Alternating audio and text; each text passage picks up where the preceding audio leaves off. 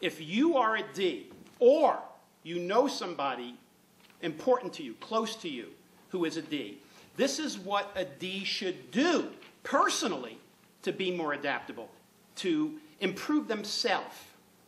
And then the second slide for each style is when you're dealing with a D or an I or an S or a C, what you should do to come across better with them, to kind of open them up a little bit more.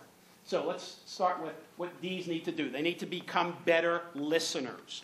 All right, Ds need to develop patience and empathy. Verbalize the reasons for making decisions. Sometimes they make decisions unilaterally without explaining it to people. And verbalize your compliments. Here's the irony. Ds think compliments. They just don't verbalize them. In fact, one of the few times you will ever hear a D say, well done, is when they're ordering a steak.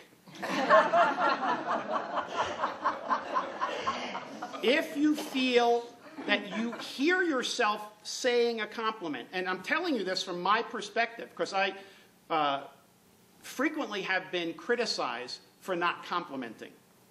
Am I right, Brandon? I don't compliment enough. So when I hear myself saying a compliment, I now have to consciously verbalize it from thought to actual word. All right, so verbalize compliments. Now, in relationships with these, now if you are dealing with a D, and Brandon, listen to this. If you are dealing with a D, find out what's important to them, what their goals are, what their objectives are, and do whatever you can to be in alignment with it. Keep the relationship businesslike and on task. Don't, digress. Precise, efficient, well organized.